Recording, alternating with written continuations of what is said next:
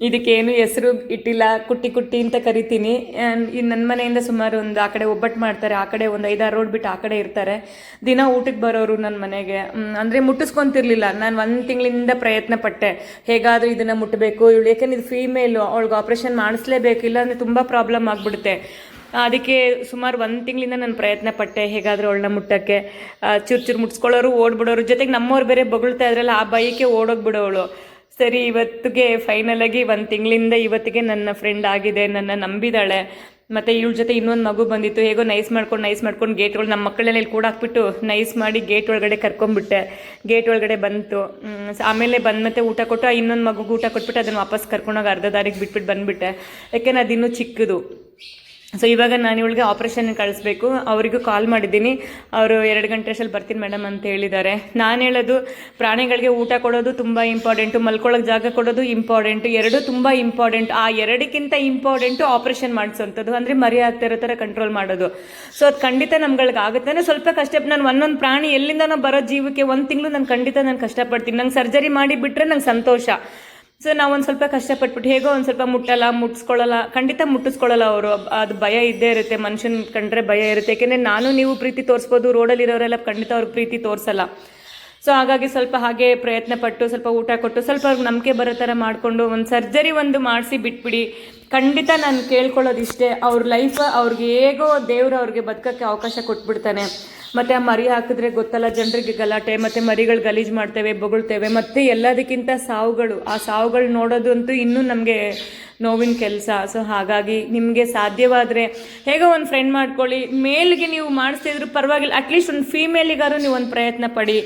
ಮೇಲಿಗೆ ಮಾಡಿದ್ರು ತುಂಬ ಒಳ್ಳೆಯದೇ, ಗಲಾಟೆಗಳಾಗಲ್ಲ, ಜಗಳಗಳಾಗಲ್ಲ. ಒಂದು ಹೆಣ್ಣಾಯಿಂದ 15-20 ಗಂಡಾಯಿಗಳು ಹೋಗುತ್ತೆ, ಅದು ಮೇಲೂ ಇಂಪಾರ್ಟೆಂಟು. ಅದಕ್ಕಿಂತ ತುಂಬ ಇಂಪಾರ್ಟೆಂಟ್ ಹೆಣ್ಣಾಯಿಗಳು. ಹೆಣ್ಣದು ಮಾಡಿಸಿ ಆಮೇಲೆ ನಿಮ್ಗೆ ಅವಕಾಶ ಸಿಕ್ಕರೆ ಗಂಡಾಯಿನ ಖಂಡಿತ ನೀವು ಸರ್ಜರಿ ಮಾಡಿಸಿ. ಸೊ ಫೈನಲಾಗಿ ಇವಳು ಭಯ ಪಟ್ಕೊಂಡು ಕೂತಿದ್ದಾಳೆ, ಊಟ ತಿಂದಿಲ್ಲ, ಬಿಸ್ಕೆಟ್ ತಿಂದಿಲ್ಲ, ಏನೂ ತಿಂದಿಲ್ಲ. ನಾನು ಅವಳ ಜೊತೆಲೇ ಕೂತ್ಕೊಂಡಿದ್ದೀನಿ. ಅವಳನ್ನ ಕಳಿಸೋ ತನಕ ಪರವಾಗಿಲ್ಲ, ಒಂದಿನ ನಮ್ಮ ಕೆಲಸ ಲೇಟ್ ಆದ್ರೂ ಆಗಲಿ ಚಿಂತೆ ಇಲ್ಲ.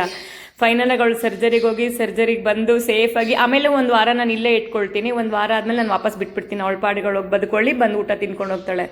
ಸೊ ಹಾಗಾಗಿ ನಂದು ಒಂದು ರಿಕ್ವೆಸ್ಟು, ಸಾಧ್ಯವಾದರೆ ಖಂಡಿತ ನಮ್ಮ ಕೈಯಲ್ಲಿ ಆಗದೆ ಇರೋದು ಏನಿಲ್ಲ, ಆಗುತ್ತೆ, ಸ್ವಲ್ಪ ಪ್ರಯತ್ನ ಪಡಬೇಕು. ನಡುಕ್ತಾಳೆ ಅವಳು, ಸ್ವಲ್ಪ ಭಯ, ಪ್ರಯತ್ನ ಪಟ್ಟರೆ ಖಂಡಿತ ಆಗುತ್ತೆ. ಸೊ ಸಾಧ್ಯವಾದರೆ ನೀವು ಆ ಮಕ್ಕಳು ಒಂದೊಂದು ಸಹಾಯ ಮಾಡಿ, ಒಬ್ಬೊಬ್ಬರು ಒಂದೊಂದು ಆಪ್ರೇಷನ್ ಒಂದೊಂದು ಸಹಾಯ ಮಾಡಿದ್ರೆ ಖಂಡಿತ ಮಕ್ಕಳು ಸಂತಾನನೂ ಕಡಿಮೆ ಆಗುತ್ತೆ, ಅವರು ಚೆನ್ನಾಗಿರ್ತಾರೆ, ಜಗಳಗಳಾಗಲ್ಲ, ಅಕ್ಕಪಕ್ಕನೂ ಕಿರಿಕಿರಲ್ಲ. ಯಾಕೆಂದರೆ ಮರಿಗಳು ಜಾಸ್ತಿ ಆದಷ್ಟು ತಲೆನೋವು, ಅದು ಗೊತ್ತಿರೋ ವಿಷಯನೆಲ್ಲ.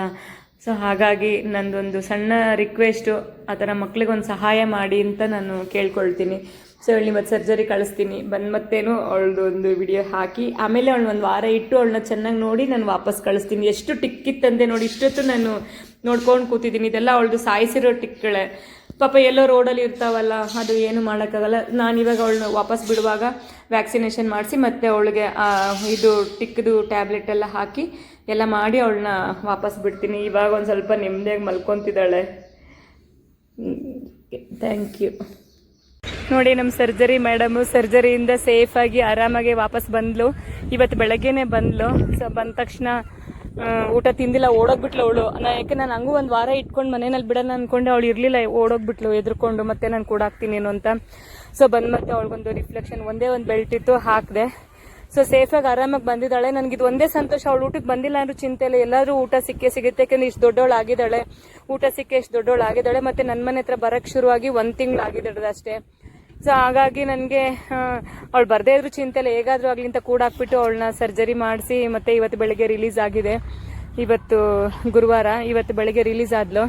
ಆದ್ರೇನು ಅವಳೇನು ಭಯ ಪಡ್ದೇನೆ ಧೈರ್ಯವಾಗಿ ವಾಪಸ್ ಬಂದ್ಲು ಊಟಕ್ಕೆ. ಇವಾಗ ಸಂಜೆ, ಇವಾಗ ಎಷ್ಟು 4-5:30 ಆಯಿತು. ಸೊ ಬಂದ್ಲು. ಗೂನು ಇವನು ಬರ ಇಲ್ಲಿ, ಬರಲಿ, ತಿಂದೇನಾ?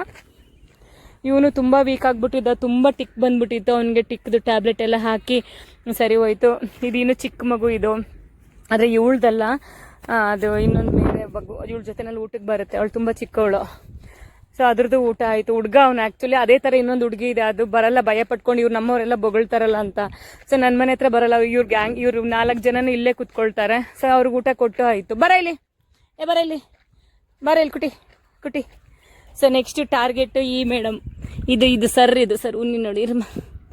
ಸೊ ಇದು ನಾವು ನಮ್ಮ ಕೈಯಲ್ಲಿ ಏನಾಗುತ್ತೋ ಬಿಡುತ್ತೋ ಗೊತ್ತಿಲ್ಲ. ಅಟ್ಲೀಸ್ಟ್ ಈ ಥರ ಒಂದು ಸಣ್ಣ ಸರ್ಜರಿ ಒಂದು 1,000 ರೂಪಾಯಲ್ಲಿ ಮುಗ್ದೋಗುತ್ತೆ ಕೆಲಸ ಅಷ್ಟೇ. ಊಟ ತಿನ್ನೋದು ಹೊರಟ್ರು 4 ಜನನು ನೋಡಿ ಅಲ್ಲೋಗಿ ಸ್ವಲ್ಪ ಝೂಮ್ ಮಾಡ್ತೀನಿ, ತಿಂದ್ಬಿಟ್ಟು ಹೊರಡ್ತಾರೆ. ಈ ನಮ್ಮ ರೋಡ್ ಎಂಡಿಂದ ಬರ್ತಾರೆ. ಸದ್ಯ ಎಲ್ಲಿಂದ ನಾವು ಬಂದು ಊಟ ಮಾಡ್ಕೊಂಡು ಹೋಗ್ತಾರೆ. ಮತ್ತೆ ಸರ್ಜರಿ 4 ಜನದಲ್ಲಿ 3 ಜನಕ್ಕೆ ಆಗಿದೆ, ಇನ್ನೊಬ್ಬಂದು ಚಿಕ್ಕ ಮರಿಗೆ ಹಾಕಿಲ್ಲ, ಅವನಿನ್ನೂ ಚಿಕ್ಕವನಿದ್ದಾನೆ. ಸೊ ಇದೇ ನನ್ನ ಸಂತೋಷ. ಕುಟಿ ಓಡೋದಷ್ಟೇ, ತಿನ್ನೋದು ಓಡೋದು.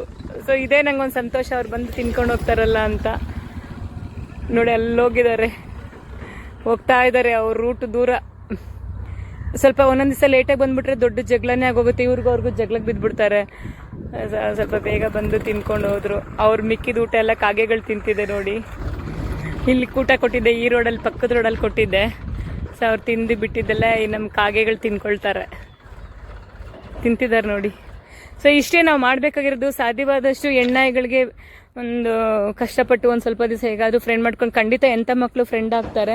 ಸ್ವಲ್ಪ ಫ್ರೆಂಡ್ ಮಾಡಿಕೊಂಡು ಅವರಿಗೆ ಒಂದು ಸ್ವಲ್ಪ ಊಟ ಕೊಟ್ಟರೆ ಖಂಡಿತ ಸ್ವಲ್ಪ ದಿವಸ ಆಗಿದ ತಕ್ಷಣ ನಮ್ಮನ್ನ ನಂಬ್ತಾರೆ. ಸೊ ಆ ನಂಬಿಕೆನ ಹೇಗಾದರೂ ಉಪಯೋಗಿಸ್ಕೊಂಡು ಅವ್ರಿಗೊಂದು ಸರ್ಜರಿ ಮಾಡಿಬಿಟ್ರೆ ಆಮೇಲೆ ಅವ್ರು ಬಂದರೆ ಖಂಡಿತ ಊಟ ಕೊಡ್ಬೋದು. ಕೊಟ್ಟಿಲ್ಲ ಅಂದ್ರೂ ಚಿಂತೆ ಇಲ್ಲ, ಅಟ್ಲೀಸ್ಟ್ ಅವ್ರೊಂದು ಸರ್ಜರಿ ಆಗುತ್ತಲ್ಲ, ಅದು ಒಂದೇ ಖುಷಿ. ಅದ್ರಲ್ಲಿ ನನಗಂತೂ ಸರ್ಜರಿ ಮಾಡಿಸಿದ್ರೆ ನಾನು ತುಂಬ ಖುಷಿ ನನಗೆ.